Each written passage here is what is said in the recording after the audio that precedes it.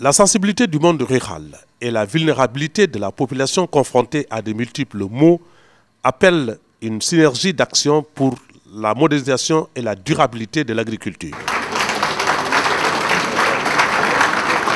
Les organisations de banques agricoles du monde ont conjugué leurs efforts pour faire face aux défis. Dakar a abrité leur 5e congrès mondial. Le thème du congrès, c'est la contribution des filières agricoles et agroalimentaires au développement durable. Quel rôle pour la finance agricole et rurale? C'est un thème que nous avons arrêté avec les présidents et secrétaires généraux des différentes associations africaines, Afraka, Nenaraka, Apraka, Alidé et la SICA, bien sûr, qui est la confédération, parce que nous avons voulu avoir un thème qui intéresse tous les continents, qui est une problématique globale, qui intéresse tous les écosystèmes, tous nos pays. Et c'est autour de ce thème général que nous avons voulu, disons, discuter pendant 2 jours à Dakar. Et ce thème a été décliné en 5 tables rondes. Et chaque table ronde va approfondir justement avec des panélistes les questions qui sont posées. Au Sénégal, la Caisse nationale de crédit agricole accompagne les producteurs dans toutes les filières, notamment celles ciblées par le plan Sénégal émergent, à la satisfaction des plus hautes autorités de l'État.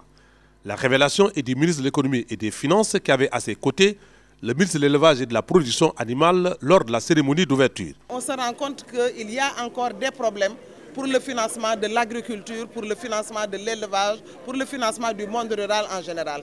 Et je pense qu'y avoir associé également les exploitations familiales, c'est quelque chose d'extrêmement important parce que je pense que ce sont les exploitations familiales qui ont nourri le monde depuis de très longues années. L'agrobusiness, elle est toute nouvelle, par exemple, au niveau de notre continent.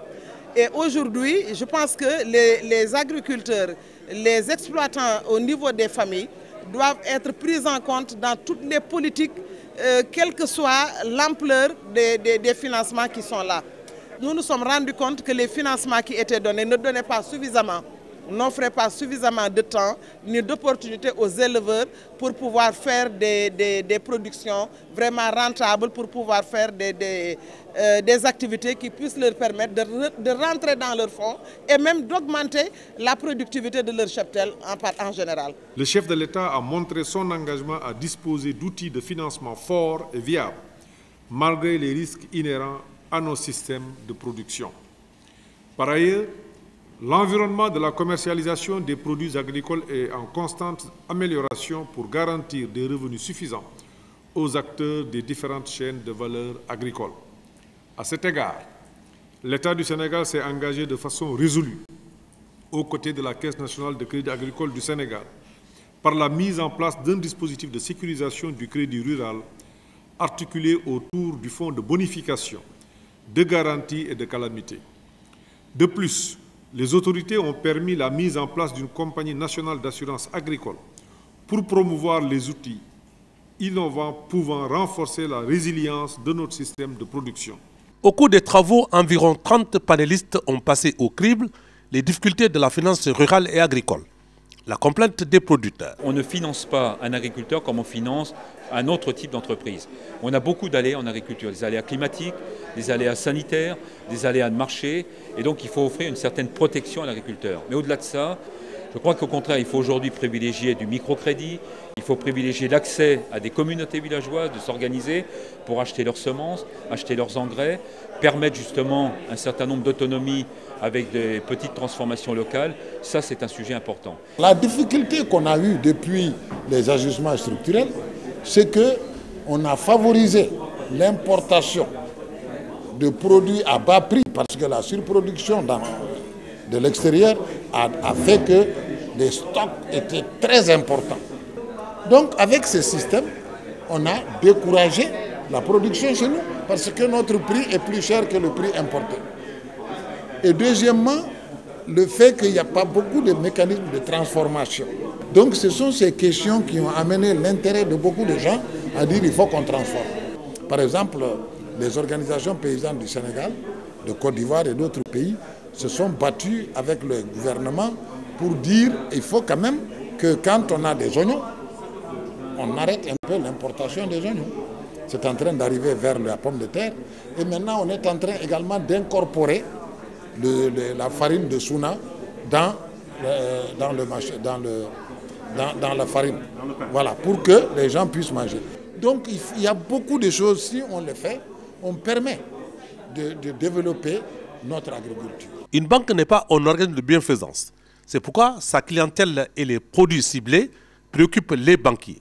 Lorsqu'on est banquier agricole dans une agence, quel est le premier risque auquel on est confronté? D'abord, c'est la clientèle rurale. Le banquier, il a des clients. C'est ça son fonds de commerce.